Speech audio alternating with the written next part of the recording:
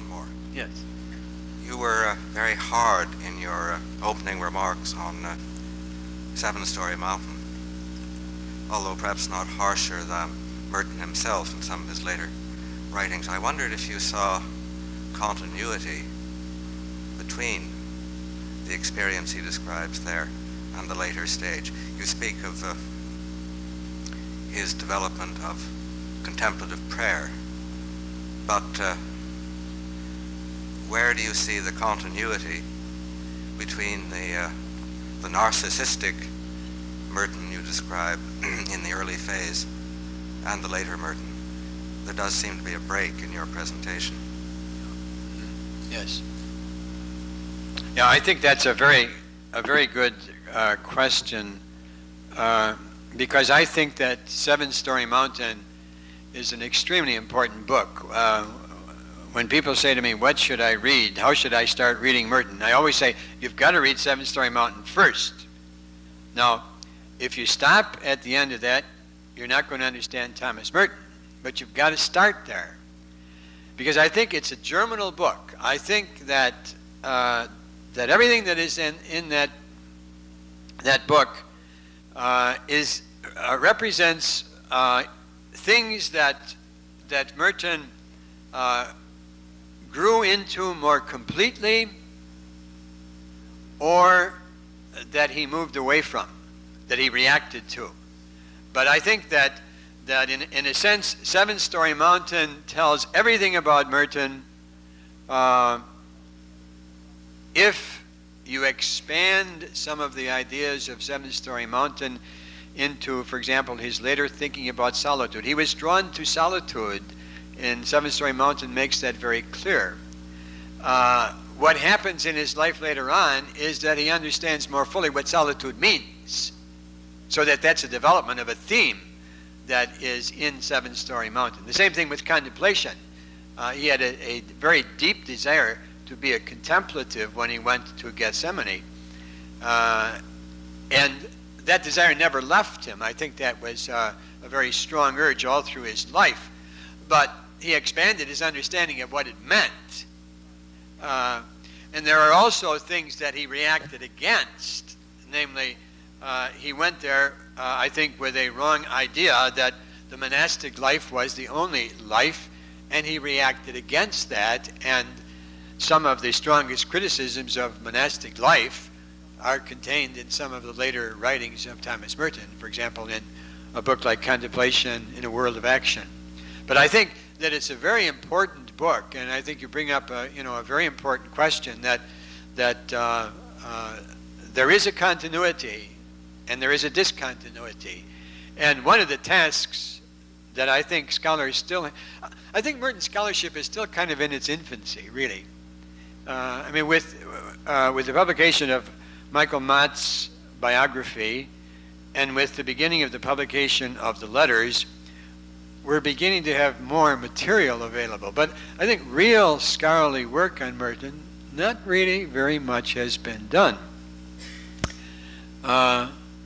Donald Grayston, an Anglican priest in is it Banbury? Is there such a place as Banbury in British Columbia?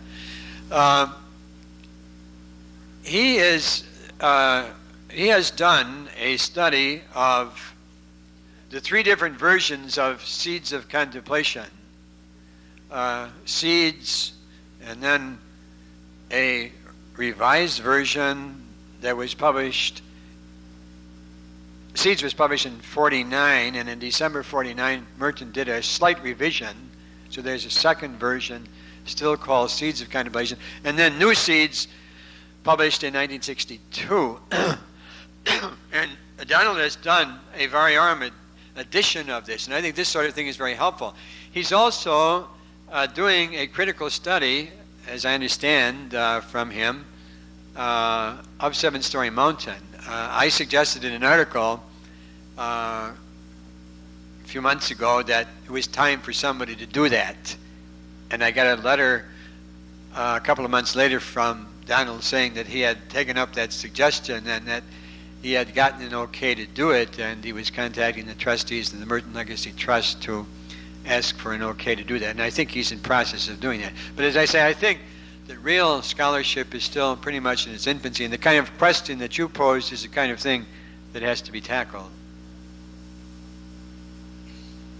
So all you scholars out there, there's a lot of work for you to do.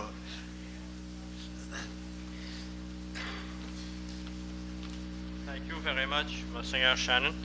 And those who dare to ask the questions, we will not make a study between the number of men and women who contributed. I am on very shallow waters. I would invite you to join us again tomorrow morning to go into the solution to the problem of technology. And certainly Merton was very sorrowfully surprised to discover that the temptations of technology and of collectivity were as great within the monastery as he had lived outside of them. And he found a solution which applies to all of us, within and without. I would like to invite Sister Patricia Mullins, Dean of Humanities and Sciences, to thank our speaker this evening.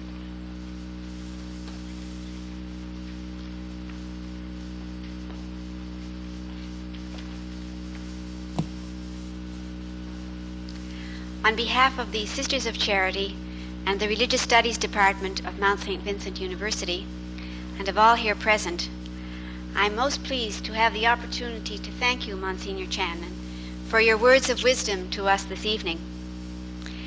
You have encouraged us to ask the right questions, to find the time for solitude and contemplation in our ongoing efforts to be persons rather than individuals, dedicated to the betterment of our proximate as well as the wider community on our planet, and to use technology for people rather than for power and profit.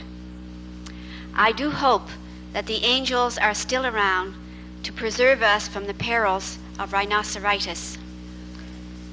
We do look forward to your lectures tomorrow, and we do hope that as many of you as possible can return to hear once more Monsignor Shannon's words of wisdom. Thank you.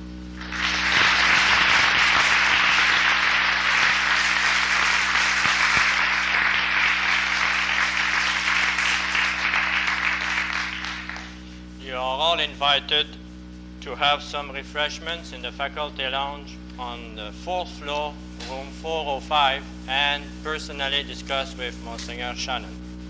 Thank you.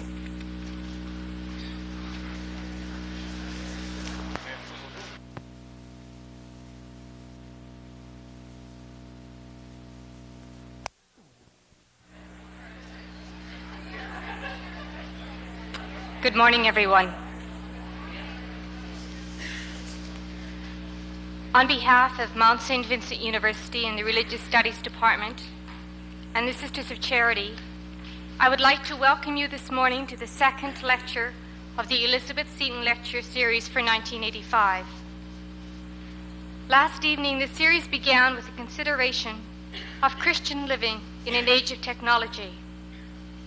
This morning, our speaker will address the topic of Thomas Merton, Contemplation in a World of Action and Commitment. I would like to introduce to you the person who will lead us through this reflection.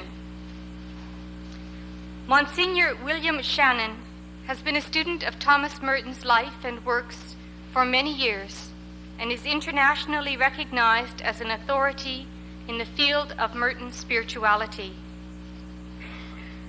William Shannon pursued his early education and was ordained to the priesthood in Rochester, New York. After obtaining a master's degree from Canisius College in Buffalo, he completed his PhD at the University of Ottawa, and some years later engaged in postdoctoral studies at McMaster in Hamilton, Ontario. Dr. Shannon has spent most of his scholarly life teaching at Nazareth College in Rochester, New York, where he became a professor emeritus in 1983. Dr. Shannon is widely known through his writings, including 2 books on Thomas Merton: Thomas Merton's Dark Path, The Inner Experience of a Contemplative, and The Hidden Ground of Love, letters of Thomas Merton, recently published. He has lectured widely in both the United States and Canada, and was a consultant for the 1983 television documentary on Thomas Merton.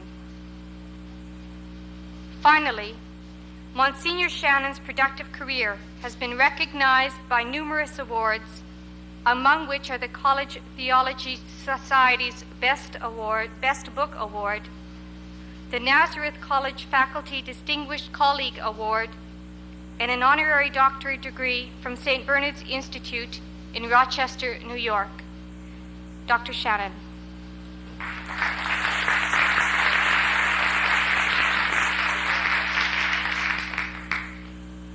Thank you very much, Sister.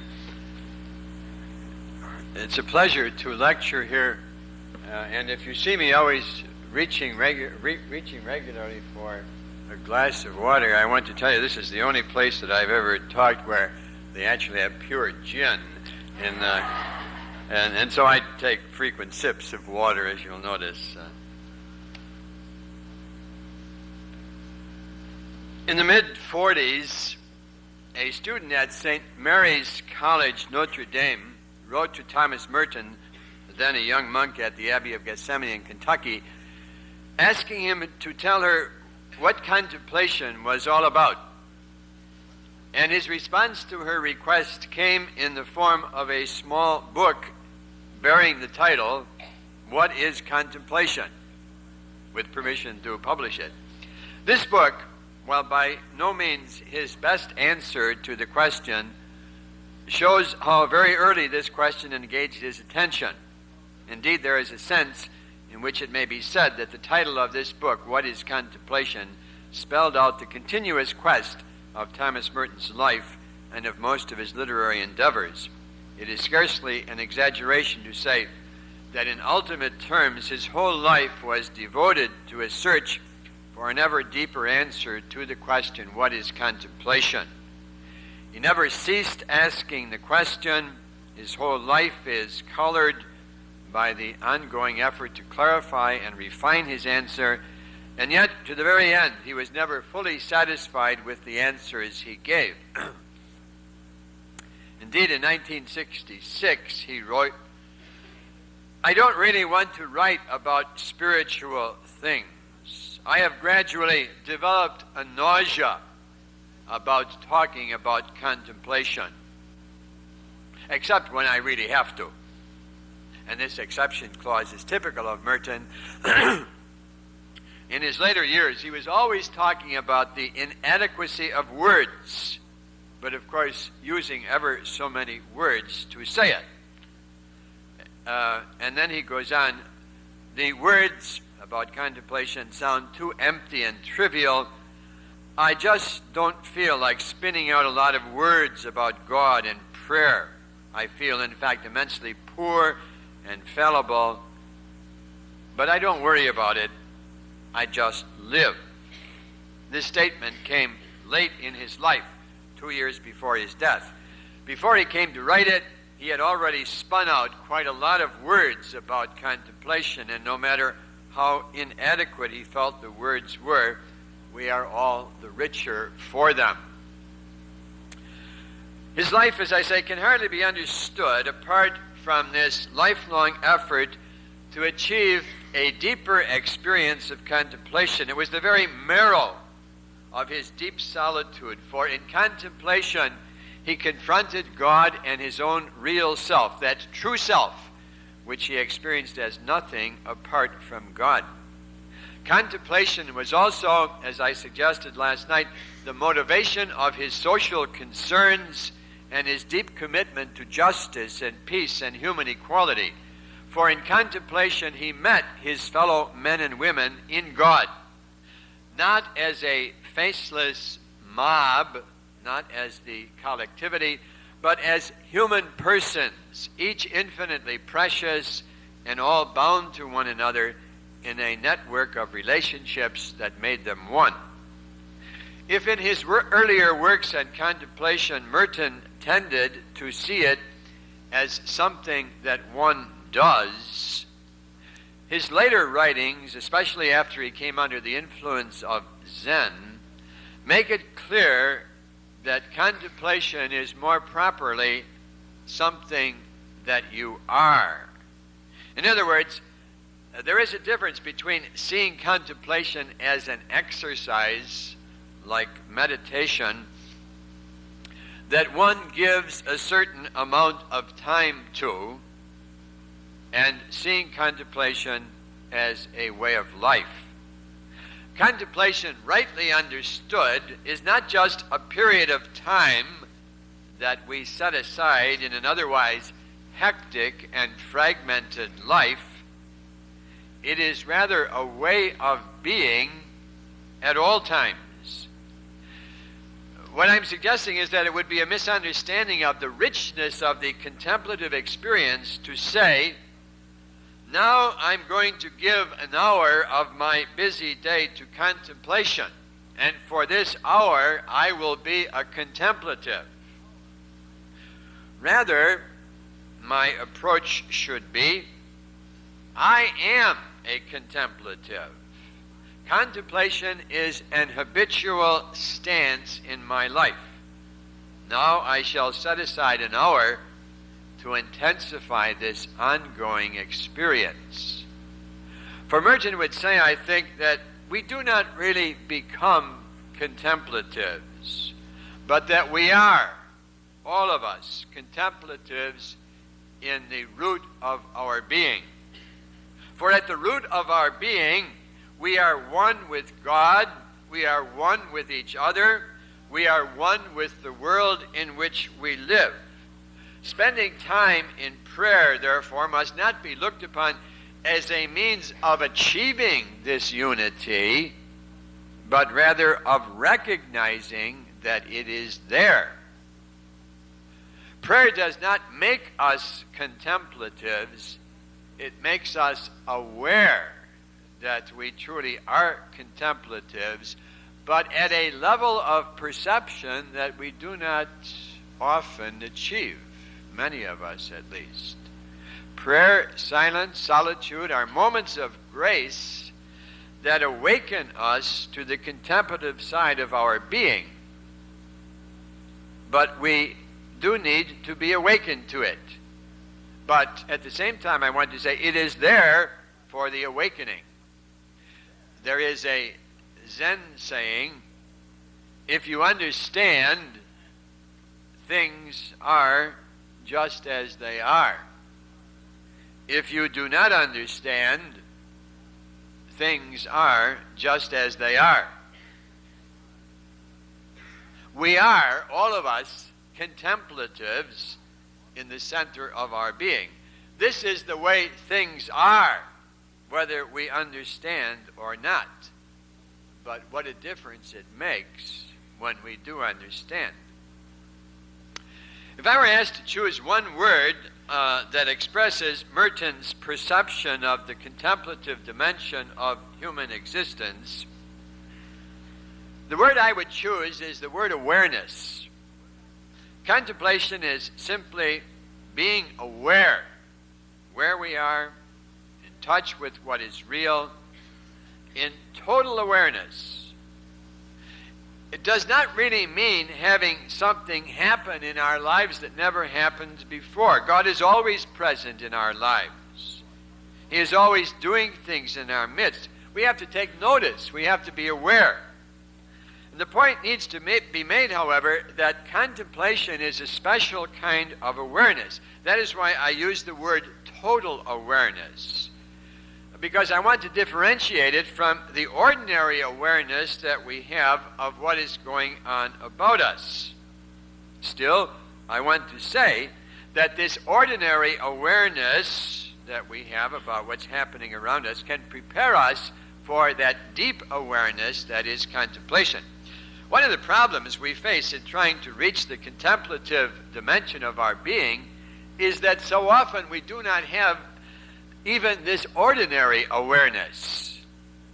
Ordinary awareness, by that I mean the consciousness, even if it is only at a superficial level, of where we are, who we are, what we are doing, who we are with, why we are doing what we are doing, and so on. And yet sometimes I think we have to admit we don't even have this kind of ordinary awareness. So often we don't really know where we are. We may walk through this beautiful campus that you have here without really seeing what's there, seeing the water, seeing the beautiful trees, the flowers, the leaves, the shadows cast by the sun. We can miss all this, which is simply missing ordinary awareness of what is there. And many times we're not truly aware of who we are. We're so intent on trying to be what others want us to be, or living up to our own expectations, sometimes unreal expectations for ourselves, that we never really look to see who we really are. And at times we're not aware of what we are doing. And so, for example, we may be studying or writing a paper, and our thoughts may not be on what we are studying or on the paper, but on what we would rather be doing, or what we will be doing tomorrow, or what we'll be doing on the next weekend.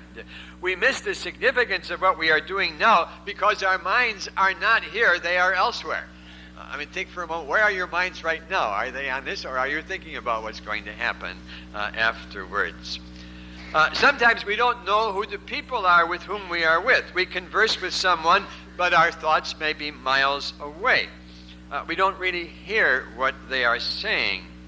Also, there are times, I think, when we are not really aware of why we are doing what we are doing. We may be following the crowd instead of really making a personal choice. We may think that we are doing what we want, but down deep, if we really took the time to look there, we might find out that we are not really wanting what we are doing. It's possible to do what you think you want and really not want what you are doing. Indeed, there are times when we are so strongly aware of what is not present in a given situation that we miss what is there. This may apply to our relationships with people, with our family, our friends, the people we work with or study with. We should try to be aware of the good that is in these relationships. For the good is what is there. The bad in a relationship is what is not there and that we wish were there. When we concentrate on what is not there, we fail to experience the good that is there. And the same thing applies to our work, our study.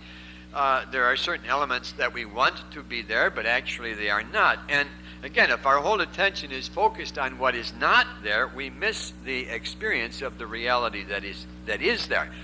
Now, I'm not suggesting that we have to be content with whatever is there, or that we should not try to improve our relationships or our life situation.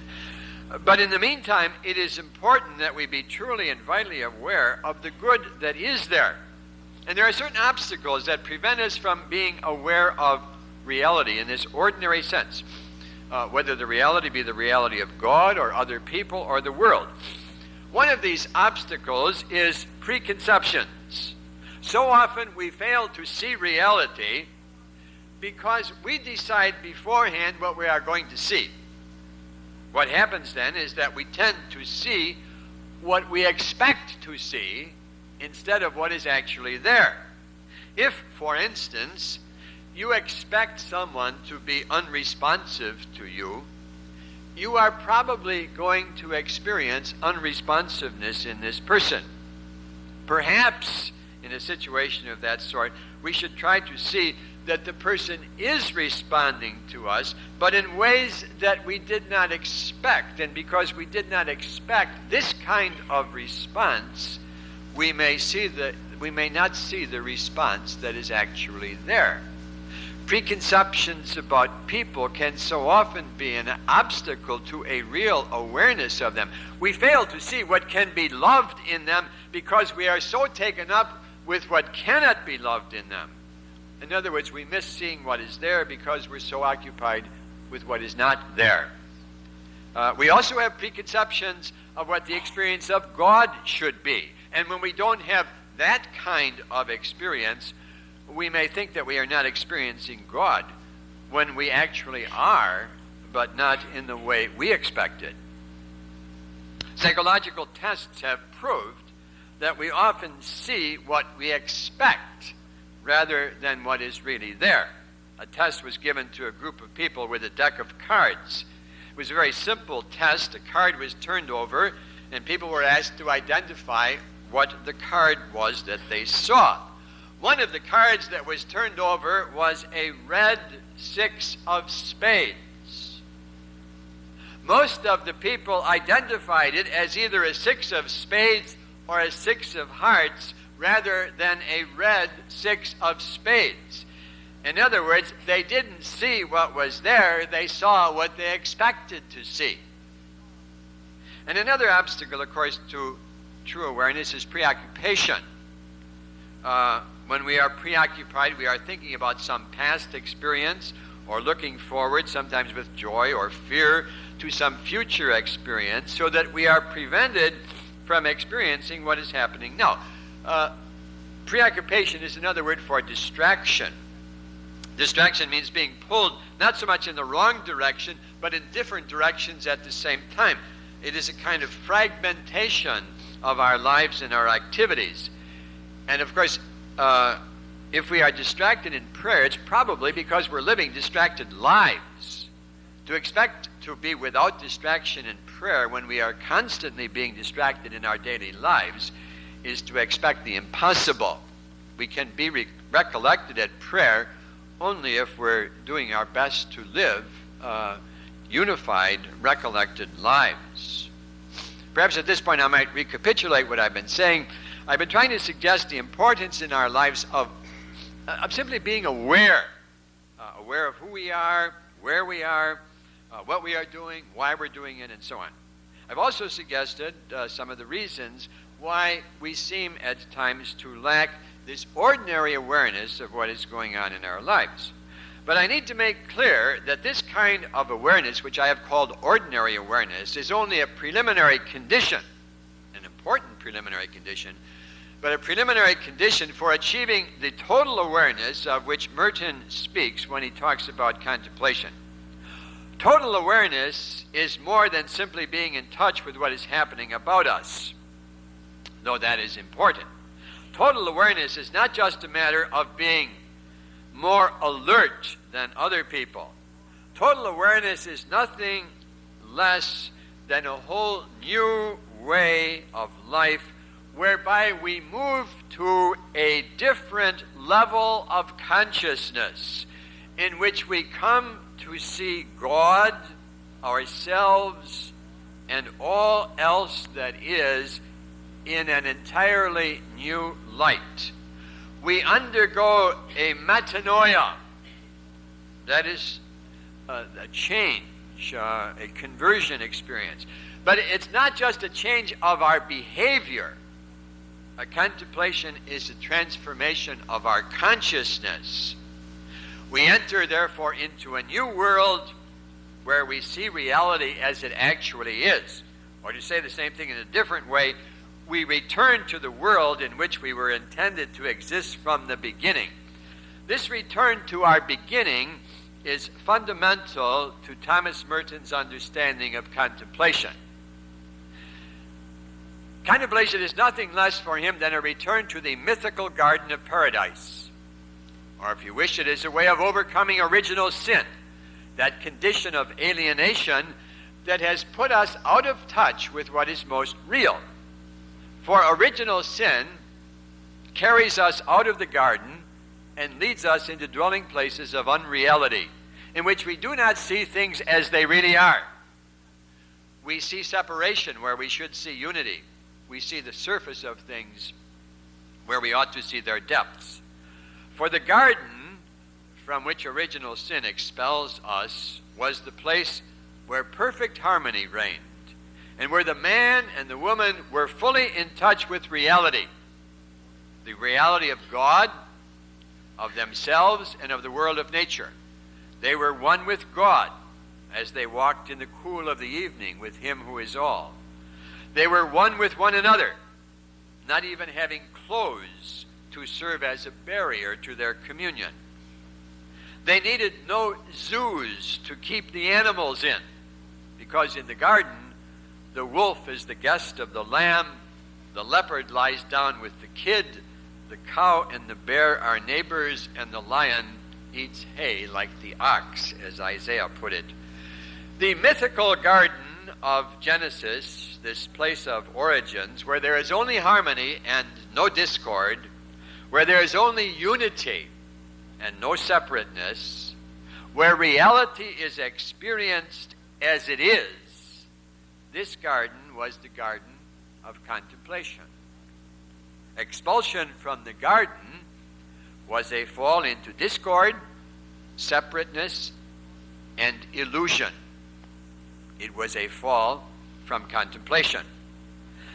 There is a bullseye irony in the Genesis narrative of the first sin, for it describes the fall of the primordial pair from this state of contemplation as the opening of their eyes. The irony is that as soon as their eyes are opened, they are no longer able to see.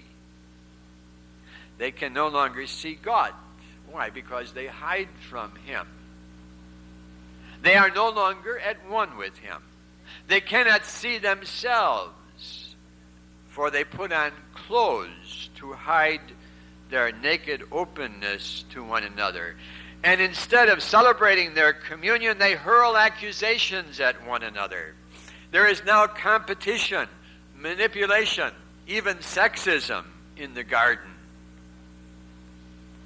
And where once they had exercised dominion over the rest of nature, keeping all things in harmony, now nature, in the image of the snake, rebels against them, and the trees and the plants yield their fruits only after much toil and sweat from the man and the woman.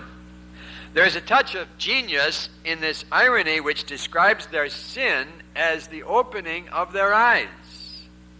Once they acquired, through the eating of the tree of the knowledge of good and evil, a pair of discriminating eyes that can be attracted by good and evil, they have to leave the garden. For you see, the garden is the place of true vision. Because one's vision is single, one is attracted by what alone is really attractive, namely the good. But to have the knowledge of good and evil while losing the wisdom to understand the difference between them is to forfeit one's right to reside in the garden. For to be drawn toward evil as if it were good is to fail to see it as it is. It is to enter into realms of unreality and therefore necessarily to leave the garden. Their eyes were opened, not to the real world which they had known in the garden, but to the world of separateness and superficiality, the world that is experienced outside the garden. Their consciousness having thus been deformed, they could no longer really readily distinguish the real from the unreal. And that is why the opening of their eyes was, paradoxically, a loss of vision. It is not that paradise was a dream world from which they awakened when their eyes were opened. It is rather that paradise was the real world, and their eyes were opened into a world of illusion, a dream state from which humanity has ever since been trying to awake. The Christian life, as Merton sees it, is the long journey of metanoia, transformation, whereby we return to paradise. To accomplish this return, the metanoia of good behavior is not enough. What is required is a metanoia that reaches the very root of our being, reaches to our center, to our heart, and transforms our consciousness that has become deformed by sin. This transformation of consciousness, achieved slowly and at times arduously, is the movement toward the contemplative experience.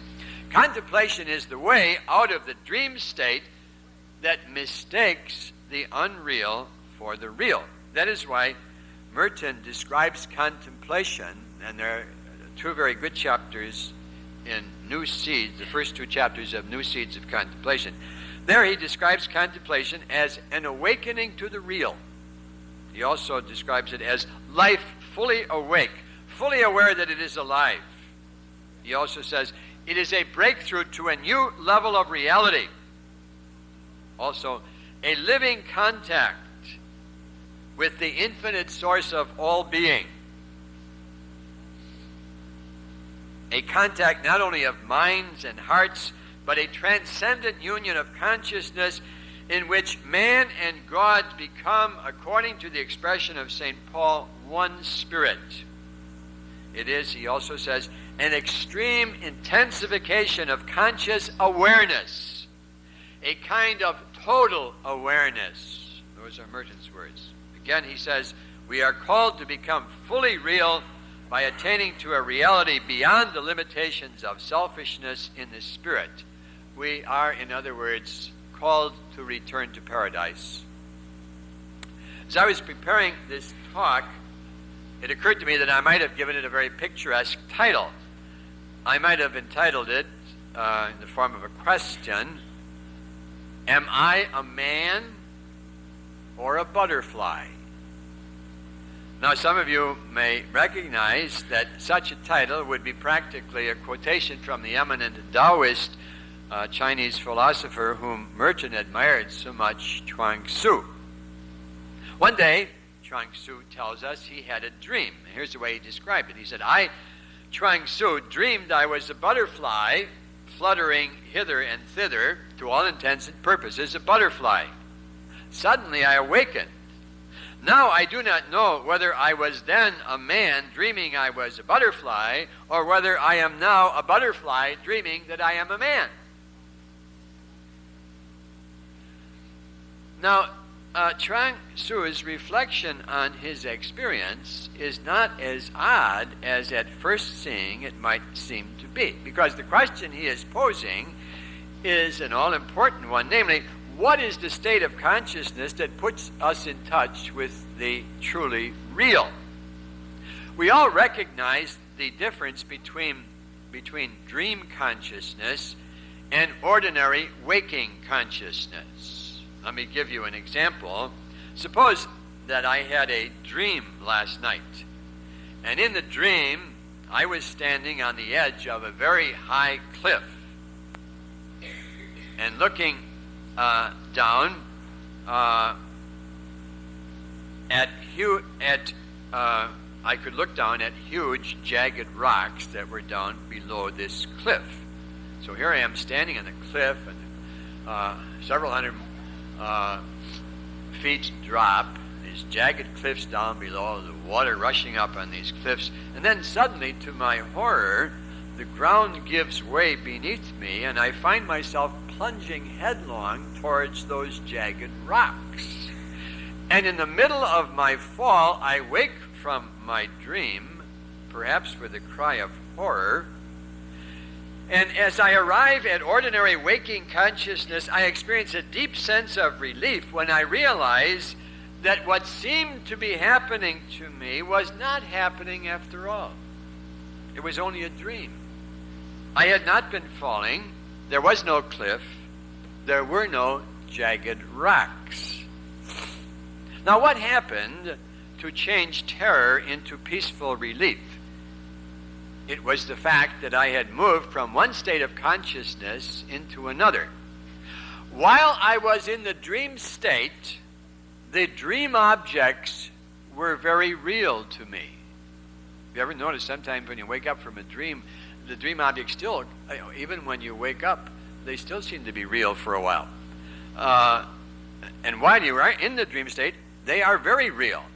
It is only when I awakened that I realized that the dream objects had no substance.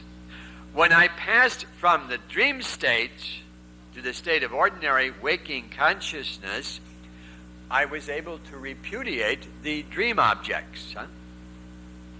Now, let me invite you to reflect on two possibilities. First of all, let us suppose that I were to enter into a dream state and never wake up from the dream. What would my situation be? I would continue to experience the dream objects as if they were real. I would never repudiate them. Why? In order to do so, it would be necessary for me to move to another level of consciousness, namely the state of ordinary waking consciousness. So if I never woke up from the dream, I would always think that the dream objects were the real thing. Now, let me ask you to think of a further possibility. Suppose that the state of being awake, as we ordinarily conceive it, suppose this is not the state of a truly awakened consciousness after all. Suppose that there is a level of consciousness beyond our ordinary state of being awake, which, if you were to enter into it, would give you a completely new and exciting experience of reality. This new experience would help you to see that the objects of ordinary waking consciousness, which for so long a time you took to be real, are actually as illusory as the objects of the dream. Once you awaken to this new state of heightened consciousness, you would repudiate the objects of ordinary waking consciousness as not being real in any ultimate sense. And in repudiating them, you would at last be fully awake, fully in touch with what is truly real. You would, as they say in Zen, have recovered your original face. You would have experienced the fruits of a transforming metanoia. You would have been fully reborn into the life of God. You would have returned to paradise. For paradise is not only the mythical garden of beginnings, it is also the eschatological garden that comes at the end. And finally, created anew, reborn, back in paradise, you would at last have become the contemplative that you were always meant to be, or rather, the contemplative that you always were, but didn't know. The experience of contemplation, therefore, goes far beyond the change in behavior. It is nothing less than a spiritual revolution that awakens deep levels of consciousness in us, not just the surface consciousness of our superficial self, but the inner deep consciousness of our real self, which we experience as nothing apart from the being of God. It is what the fathers of the church call the discovery of the heart. The heart not as a physical organ, but as the center of my being. The place where I am most truly myself, the place where God is, the place where I find my brothers and sisters in an entirely new way. And because we are contemplatives at the very center of our being, this return to the center, when finally we achieve it, is never a complete surprise. As Merton says, when we first taste the joys of contemplation, it strikes us at once as utterly new and strangely familiar. Although, he says, we had an entirely different notion of what it would be like, it turns out to be just what you seem to have known all along that it ought to be. Again, he says, we enter into a region which we had never even suspected, and yet it is this new world which seems familiar and obvious. If I may put it this way, in contemplation, we return to a place where we have never been. Or as T.S. Eliot, who was one of Merton's favorite poets, put it, we shall not cease from the exploration, and the end of all our exploring will be to arrive where we started and know the place for the first time. Final point that I want to stress about this experience, contemplation is an experience in solitude, but not in isolation. For when I discover my own center and find God and my real self, I also find at my center my sisters and brothers. As Merton puts it, the more we are united with God, the more we are united with one another. He is the life of us all, and we are all one in Him. And this is, you see, reality. When we see ourselves in separateness from one another, we're not seeing ourselves as we really are. D.T. Suzuki, the Zen scholar whom Merton admired very much, was once speaking to a group of Christians about the Christian call to unity with God. And someone asked him, but Dr. Suzuki, what about the others? And his answer was immediate. He said, there are no others. And I think Thomas Merton would have accepted that answer. In a talk he gave at Calcutta in October of '68, he said much the same thing, talking about the need for communication among various religious traditions. He said, the deepest level of communication is not communication, but communion. It is beyond words, and it is beyond speech. Not that we discover a new unity, we discover an older unity. My dear brothers and sisters, we are already one, but we imagine that we are not. And what we have to recover is our original unity. What we have to be is what we are. When our journey of metanoia reaches at last this level of transformed consciousness, we experience an intuition of the unity of all reality that carries us far beyond the surface dualism that normally characterizes our superficial consciousness. And then life takes on a unity, a simplicity, and a depth that without contemplation we would never know. We find our own heart, and we find it in God.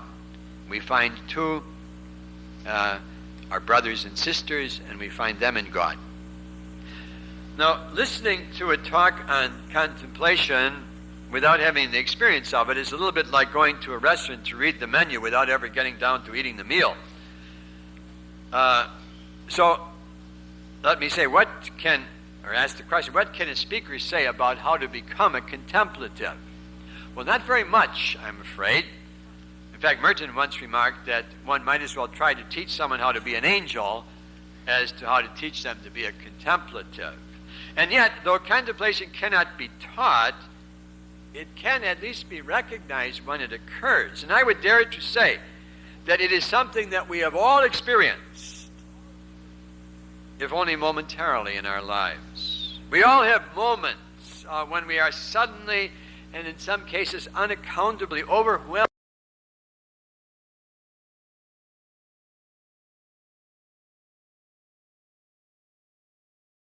Advice, I think, would be this: unify and simplify your lives. Do not think, he says, that becoming a contemplative means sealing off yet another compartment in our lives and labeling it as more important than all the others. Quite the contrary, the first step toward disposing ourselves for contemplation is to rid ourselves of all compartments and live as unified, integrated persons. So often our energies are diverted in so many directions. Diverse responsibilities insistently clamor for our attention. Harvey Cox suggested that the huge high-rise apartment building and the clover leaf of our express highways were the symbols of the 1960s. I would venture to say that the appointment book is the symbol of our age. So many of us are slaves to it, keeping this or that appointment with one eye on the clock lest we miss the next one. While we're doing one thing, half of our attention is on what we shall be doing next. Overly busy, at times frantically so, we feel the compulsion always to be useful and productive. And that's an attitude that is fatal to prayer. For prayer is not intended to produce anything. It's not intended to get anywhere because you're there already. The whole meaning of prayer is simply to make us fully aware of God and of all reality. Moreover, the frenetic culture that we live in tends to suppress the natural and spontaneous signs of true spirituality, the sense of creative imagination, the freshness and healthy spontaneity that characterize pre-industrial societies.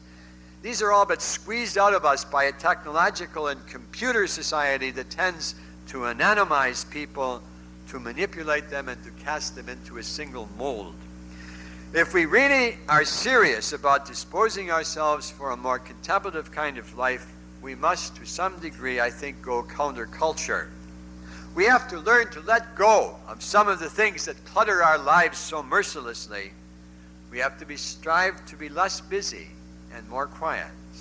We have to stop rushing around to the extent we do, and in quiet reflection learn the meaning of the Psalm verse that says, "Be still and know that I am God."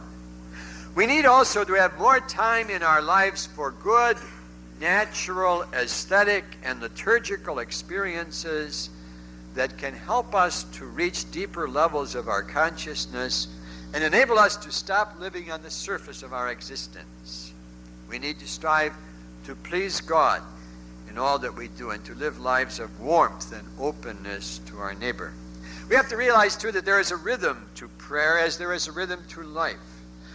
The rhythm of prayer is that of the Paschal mystery, the passing from life to death and from death to life. The alternation of darkness and light, a descent into our nothingness, a recognition of our sinfulness and helplessness.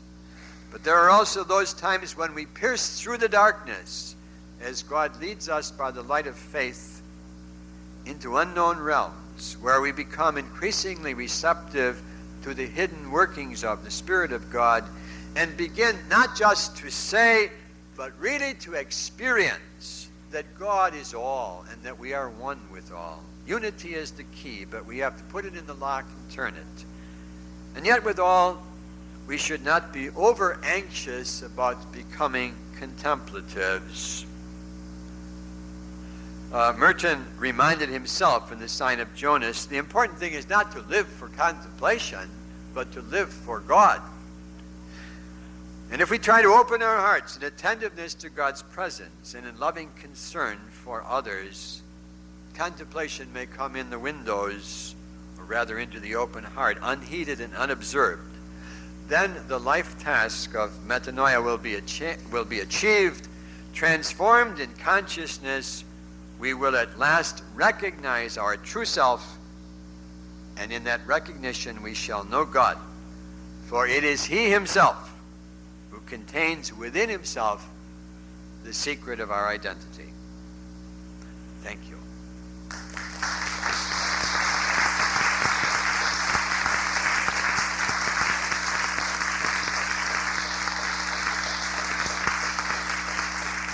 I know that you have to keep on a class schedule, so I think we have about 5 minutes. I'll be very happy to entertain your questions or to be entertained by them.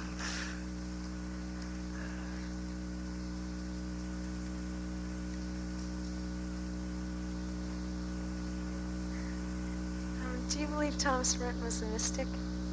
Pardon? Do you believe Thomas Merton was a mystic? Do I think Thomas Merton was a mystic? I was warned I was going to get that question. I guess the word mystic is a word that I don't particularly like because it has so many different kinds of meaning.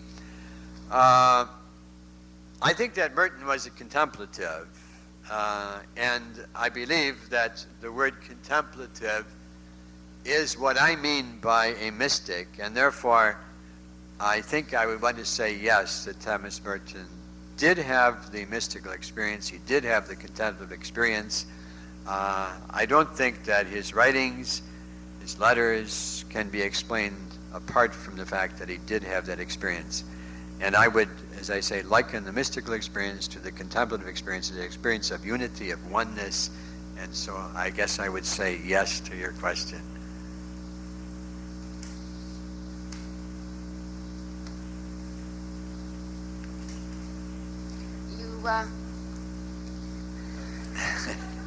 You use the word ordinary a lot. Pardon? You used the word ordinary a lot. You said ordinary awareness. Yes, yes. But when you speak of, it seemed to me that what I heard you saying was that we are always in the garden. We are always in the garden. The experience of contemplation helps us to recognize that. So in a sense, it is our sleepiness that is extraordinary, unusual. And it is being awake, which is the ordinary state we are meant to be in. In other words, the experience of holiness is not an extraordinary experience, but an experience of ordinariness, what is and is meant to be. Is that a fair... Yes, I think maybe I would use the word, maybe the word normal, rather than ordinary, because it doesn't seem to be ordinary, because most of us probably would not think that we have that experience. So, but it should be the ordinary experience of all of us. I mean, in other words, we are contemplatives. We are one with God. We are one with one another. We are obviously distinct from God, but not separate from Him. And that's a reality. But the problem is that we don't always experience that. But that is the normal reality of our existence. Yes, I agree with what you say, yes.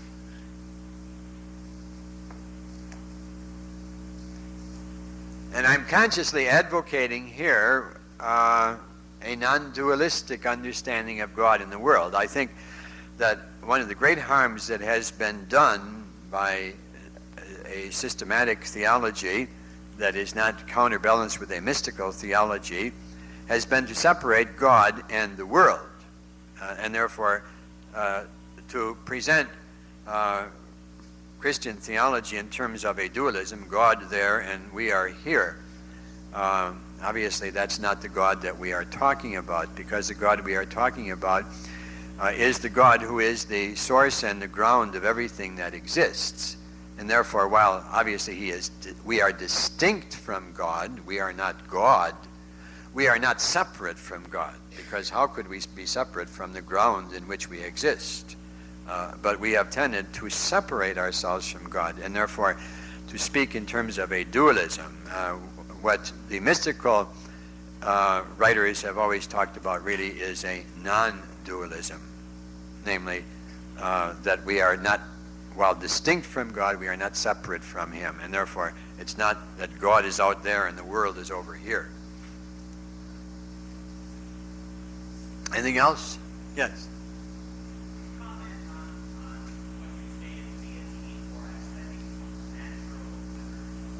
Yes.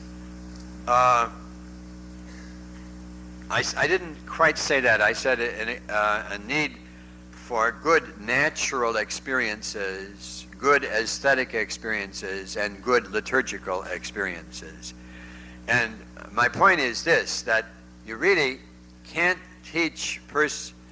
really teach people asceticism.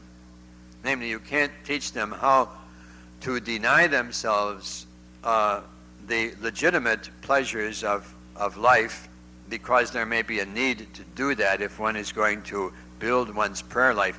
You can't teach people how to do that unless they have enjoyed those experiences at some time or other.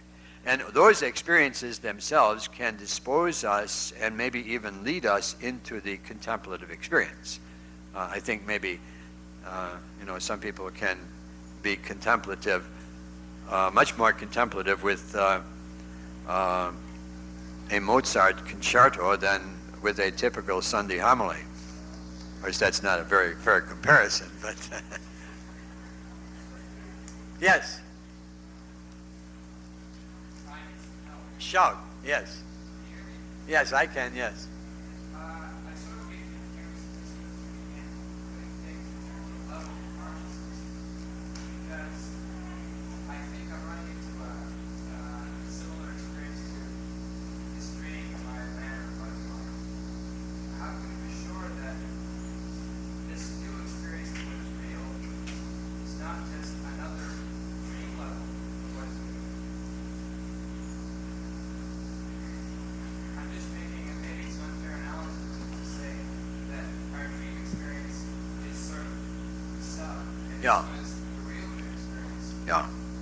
Yeah, I think that I guess I would give you a very unsatisfactory answer to you, but I think that the contemplative experience is self-authenticating. In other words, you can't prove that the contemplative experience does really put you in touch with the truly real. But when you have that experience, you know that you are in touch with the really real. You can't prove it any more than you can prove to somebody that you are in love. In other words, you say, I'm in love with Jezebel, and somebody say, well, prove that to me. You can't prove it, but you know it. It's something that you experience, and I think that the contemplative experience is self-authenticating. When one has the experience, he knows that he's in touch with the really real. But to someone who has not had that experience, he can't prove it. And I think that's one of our problems, too, when we talk about, at least we used to talk a lot about proving the existence of God, which is kind of a futile thing to do, because as soon as we begin to try to prove the existence of God, we have immediately objectified God. We put him out there as someone we're trying to prove is there. Well, we falsified the whole concept of God as soon as we do that. I don't mean that we can't talk about, reasons for understanding the reality of God, but ultimately, we know God by experiencing him. And I think one of the problems with Roman Catholics, at least, and it may be true of some Protestants or Anglicans also, one of the problems is that we have been brought up with too many speculative statements in our theology that are not really rooted in our own experience. I mean, we study a book that tells us what God is or what God is supposed to be, and we say, yes, this is what God is. But presumably, these statements about God, whether they be, say, statements of councils of the church or statements of theologians, presumably these were an expression at one time of an experience. But what has happened is that theology has tried to express the experience of someone who experienced God, and then somebody has tried to express what that statement of the experience means, and somebody has tried to express what that statement of the experience, so that you keep structuring speculative constructs that get farther and farther away from the experience. And we need to get back to the real experience of God, which is much more, which means much more than simply the speculative statements that come from someone else's experience. That was the notion of the saint, or rather of the theologian, up until the 12th century. In the 12th century, Scholasticism began, and Scholasticism was an effort to speculate about the experience of God that a person might have had or might not have had. But before the time of Scholasticism, the theologian was the saint, and that's still true in the Orthodox Church. The theologian is the one who can talk about God because he has walked with God. I mean, he can talk about God because he's experienced God. Now, there are some people who experience God who can't talk about him. They don't have the language. The theologian is the saint who is able to express what he has experienced. Now, we've lost that concept of the theologian in the Western Church, and we are poorer for that. Maybe we're moving in the direction of recovering it. I guess, is that about it, huh?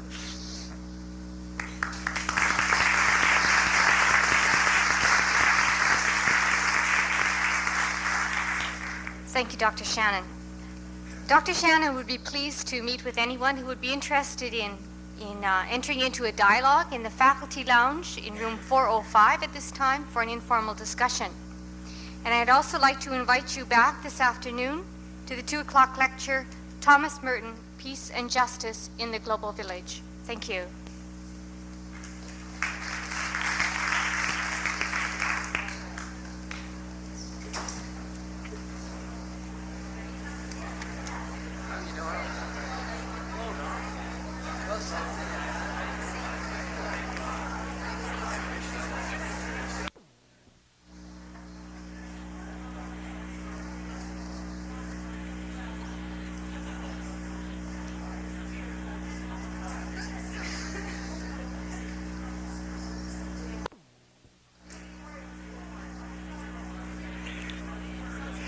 Good afternoon,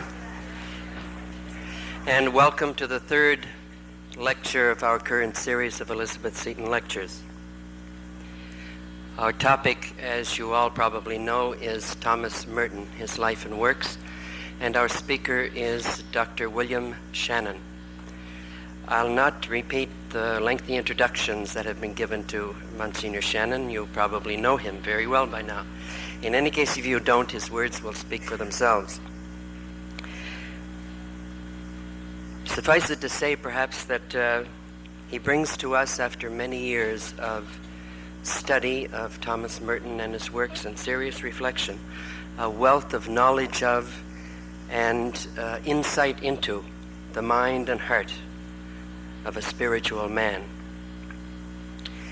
Last night, Monsignor Shannon set forth Merton's view of Christian living in a technological age. And this morning he spoke of the very basis itself of Merton's spirituality in a lecture entitled Contemplation in a World of Action and Commitment. This afternoon he will unveil for us another side of Merton. That is, Merton the questioner of political and economic values. Nearly 25 years ago, Thomas Merton was already condemning what he called, and I quote, the transparent absurdity of a situation in which mass societies soberly and seriously prepare to defend mankind by wiping us out. He contended that preparations for nuclear war deform the human spirit. And in a letter to Ethel Kennedy in 1961, he considered it a Christian duty to fight war, both in ourselves and in the Russians, and wherever else it could be found. Some would go so far as to say that Merton's support for the peace movement and civil rights in the 60s led him to redefine what it means to be a monk. Some people would go that far. Here once again, then, is Dr. Shannon on Thomas Merton, Peace and Justice in the Global Village.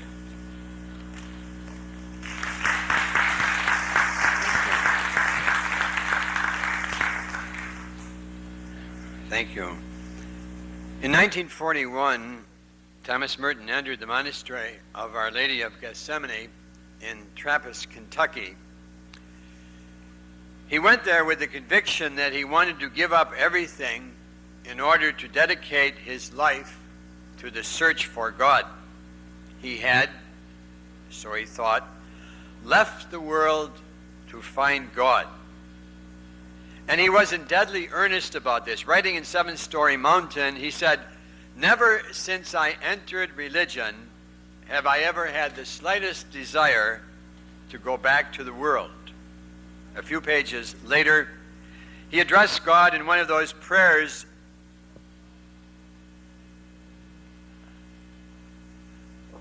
Technology is upon me from both angles. A few pages after saying this, in a statement that was written in 1946, in one of those prayers that threads their way through 7 Story Mountain, he says to God, "I desire to be lost to all created things, to die to them and to the knowledge of them. For I know that it is only by leaving them that I can come to you." These are the over-exuberant statements of a young monk in the first flush of his love affair with the monastic life. He had not yet come to realize what every monk must learn sooner or later, or fail to learn at his own peril, and that is that you cannot leave the world in any literal sense, for there is no place else to go. More than that, the monk soon finds that the world is on both sides of the monastic gate. Monks who live within the monastic cloister are cut from the same cloth as the rest of humanity. They have to face the same existential problems as the people outside. They need to overcome the loneliness, the struggle for true identity, the quest for meaning in a life shadowed by questions. By the late 50s, and certainly in the 60s, Merton had come to realize this fact about the monastic life and had abandoned his overly romantic notion of it. "We are," he wrote in 1966, "in the same world as everybody else, the world of the bomb, the world of race hatred, the world of technology, of mass media, big business, and all the rest." Indeed, in his later years, he was a bit embarrassed by the overzealous statements of world denial that had appeared in 7 Story Mountain. Writing 20 years later, he said, due to a book I wrote 30 years ago, actually he should have said 20 years ago, but he was never very accurate with numbers. Due to a book I wrote, I have myself become a sort of stereotype of the world-denying contemplative, the man who spurned New York, spat on Chicago, and tramped on Louisville, heading for the woods with Thoreau in one pocket, John of the Cross in the other, and holding the Bible open to the book of Revelation. This personal stereotype is probably my own fault, and it is something that I have to try to demolish on occasion. Merton's discovery that though a monk, he belonged to the world, made him realize that at the deepest level of reality, he had, as it were, brought other people into the monastery with him. His life as a monk, far from separating him from men and women in the world, increased his solidarity with them and his compassion for them. This understanding of his oneness with people, something whose full import only gradually dawned on him, was given classical expression in the so-called Vision of Louisville. On March 18, 1958, Merton was in Louisville on an errand. In his journal entry for the next day, March 19th, he recounts an experience that he had standing in the center of a shopping district at the corner of 4th and Walnut streets. He writes, I was suddenly overwhelmed with the realization that I loved all these people, that they were mine and I theirs. It was like waking from a dream of separateness, of spurious self-isolation in a special world, the world of renunciation and supposed holiness. The whole illusion of a separate, holy existence is a dream. This did not mean that in any sense he questioned the authenticity of his monastic vocation or the importance of his solitude and contemplation. But what he saw was that his solitude in a mysterious way belonged to them. I have, he says, a responsibility for it in their regard, not just in my own. It is because I am one with them that I owe it to them to be alone. And when I am alone, they are not they, but my own self. There are no strangers. And he continues his reflection on the splendor of it all. Then it was as if I suddenly saw the secret beauty of their hearts, the depths of their hearts, where neither sin nor desire nor self-knowledge can reach. The core of their reality, the person that each one is in God's eyes. If only they could see themselves as they really are. If only we could see one another that way all the time, there would be no more war, no more hatred, no more greed. And he goes on in this passage to speak of the point vierge, the point of light that is at the center of our being. It is, he says, like a pure diamond blazing with the invisible light of heaven. It is in everybody. And if we could see it, we would see these billions of points of light coming together in the face and blaze of a sun that would make all the darkness and cruelty of life vanish completely.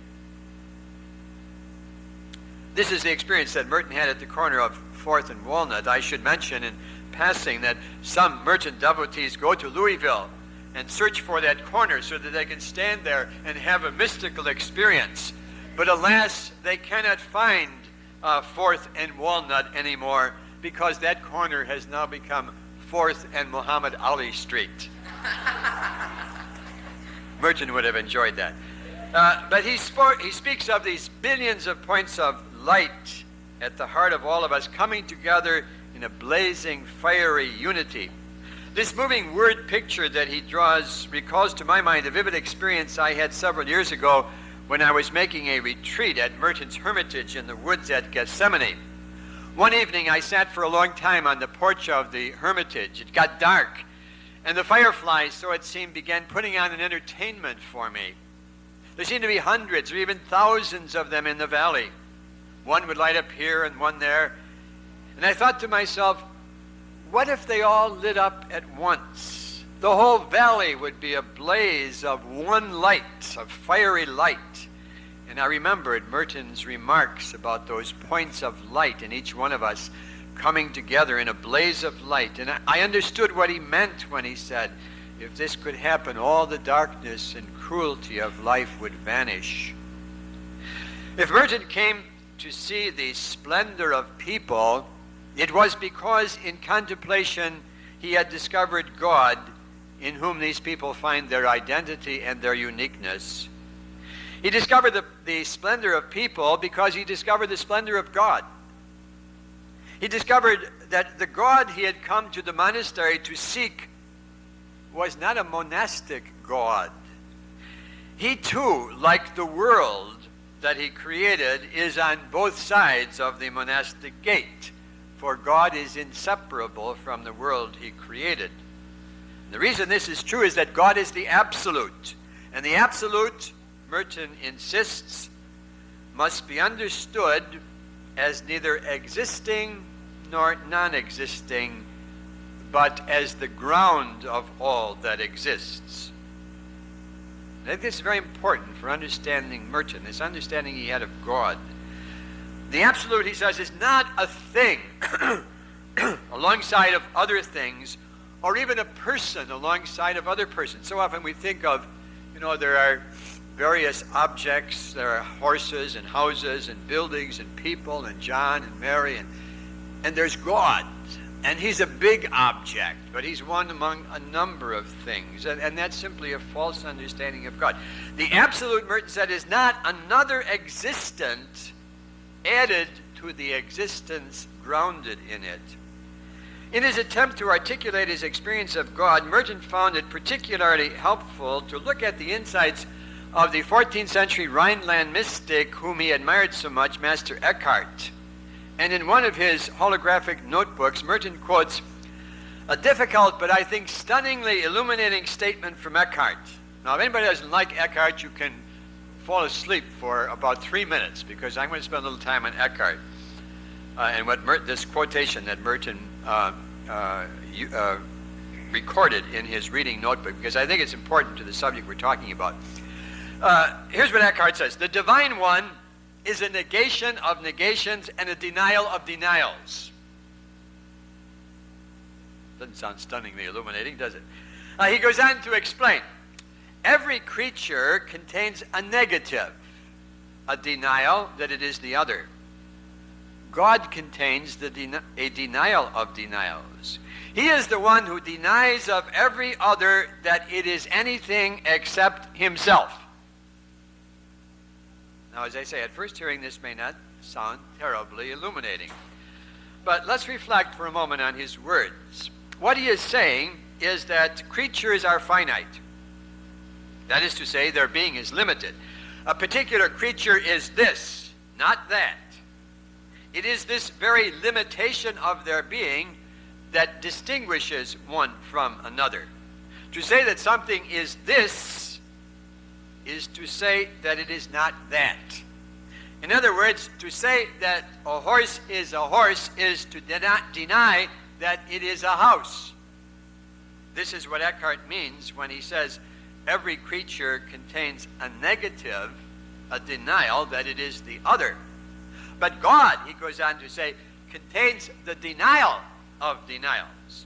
God is not only not this and not that, he is at the same time a denial that he is not this and not that. Why is he a denial that he is not this and not that? The reason is that this and that, namely all creatures that are, find their being, their identity, their uniqueness in him. Everything that is in God, and hence God has to be a denial that he is this or that, namely a limited being. At the same time, he has to deny of every other thing that it is anything except himself, for all are grounded in him and cannot have their existence apart from him. This is the meaning, you can wake up now, this is the meaning that Eckhart and Merton too, I think, would give to the transcendence and the immanence of God. God is transcendent. He is not to be sought among creatures, for he is neither this nor that. At the same time, he is immanent, namely, he is a denial that he is neither this nor that, because he is the source and ground of every this or that that exists. God is the source and ground of all that is. That is why Merton can say that God is no object and no thing, and yet at the same time say that he is the all. It is therefore a misunderstanding of the transcendence of God to think of him as there and creatures as here. It is only in the order of logic that we can differentiate God's transcendence from his immanence. The God who is wholly other is inseparable from the God who is all. It is because God is transcendent, that is to say, not one in a series of beings, that he is immanent, namely present in all things and to all things as the source whence they come and as the ground of being and love in which they continue to be. He is in all, and all exist because of him. God is not infinitely remote, but close at hand. He is distinct from the world. I'm not talking about pantheism, but he is not separate from it. So too, we are distinct from God. We are not God. Yet while distinct from him, we are not separate from him, for how could anything be separate from the ground in which it is, in which it finds its identity, in which it finds its uniqueness? And if this is true of me, it is also true of my sister and my brother. He and she are distinct from God, yet not separate, for they too find their being, their identity, and their uniqueness in him. And when I come to realize that the all is the source and ground not only of my being, but of all that is, then I find myself able to see all God's creation in unity and communion rather than in isolation and separateness. Reality, Merton says, is to be sought not in division, but in unity, for we are members one of another. The more deeply Merton entered into the contemplative experience, the more clearly he came to realize his solidarity with all the men and women he had left behind when he entered the monastery. The more he came to realize how much he must go out to them. And thus the man who fled the world in 1941 was, through his prayer and his contemplation, being readied to return to the world, not by leaving the monastery, but by embracing the world in compassion and concern. And I think it's possible to see two phases of Merton's return to the world, both of them largely through his writings. The first phase, which was to be an ongoing thrust through the rest of his life, was his effort to help men and women in the world to undergo a deep spiritual revolution, whereby through contemplation they would discover their spiritual roots and find their own true identity. This is the mentality that marks his earlier works like Seeds of Contemplation, The Sign of Jonas, Thoughts in Solitude, No Man is an Island, and his earlier poetry. In these earlier writings, Merton is eager to share with people outside the monastery his own experience of contemplation. He tends to give the impression that even for those who cannot become monks, a life of solitude and withdrawal from as much worldly activity as possible should be seen as the ideal. His overly exuberant presentation of the monastic ideal to people living in the world sometimes impress one more by its enthusiasm than by its practicability. The late 50s and the early 60s brought Merton into closer contact with people outside the monastery, especially people who were actively involved in attempting to address the social issues of the day in terms of Christian moral commitments.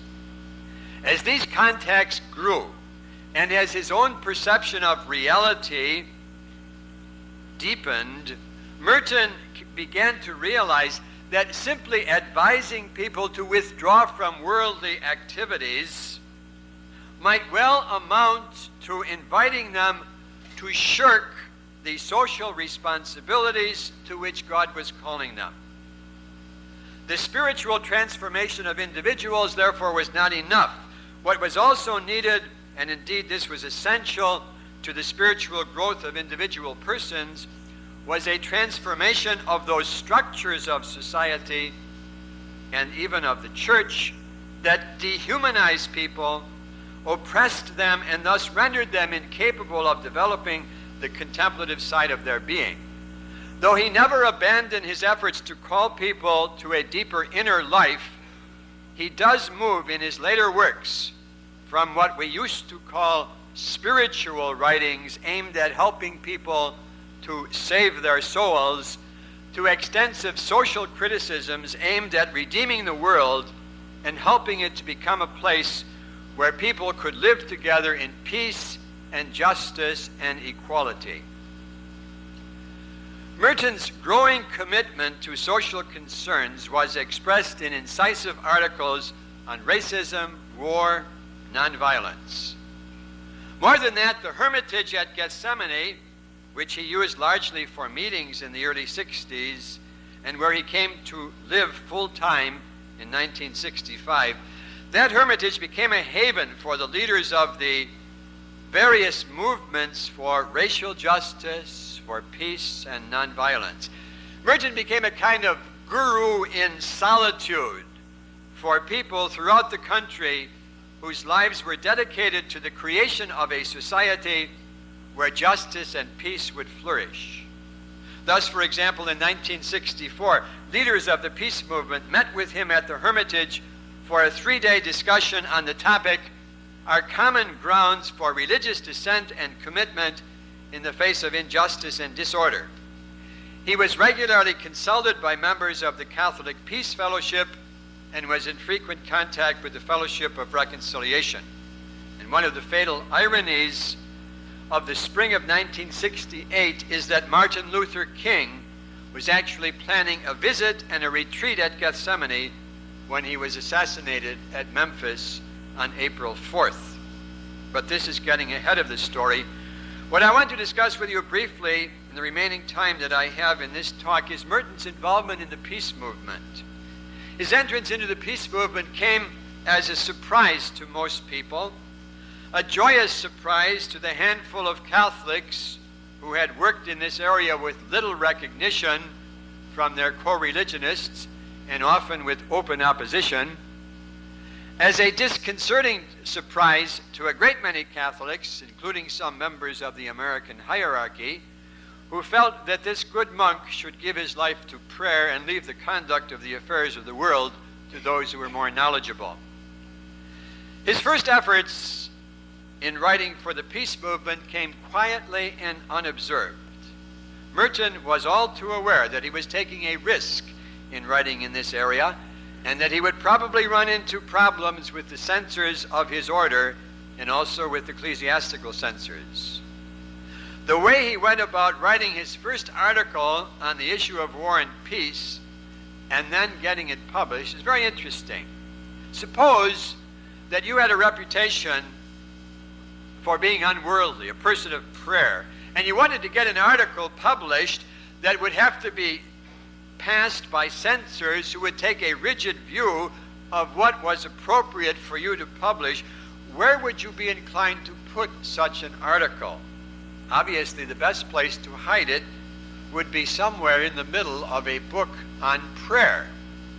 And this is exactly what Merton did. In 1961, he did an extensive revision of an earlier book on prayer called Seeds of Contemplation.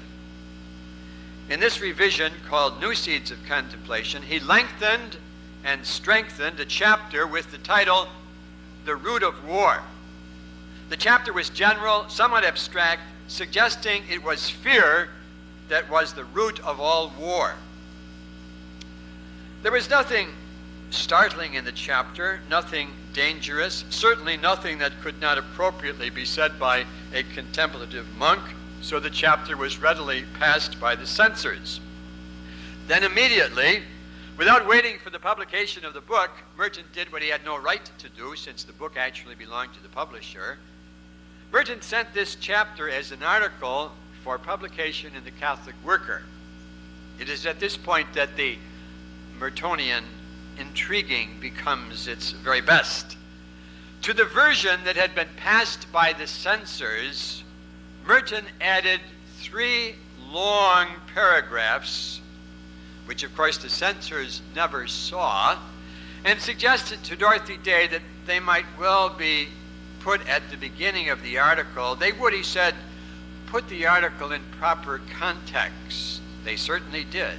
In fact, these 3 paragraphs might well be called Merton's program for peace. Indeed, the program is so clear that his later writings simply repeat and clarify what he said in this very first article. And I'd like to tell you what he said, actually, because this is his first statement on this issue. He affirms that the present war crisis is something we have made entirely for and by ourselves. And then he goes on. There is in reality not the slightest logical reason for war, and yet the whole world is plunging headlong into frightful destruction and doing so with the purpose of avoiding war and preserving peace. You can recognize a very familiar picture there, huh? And this was written in 1961.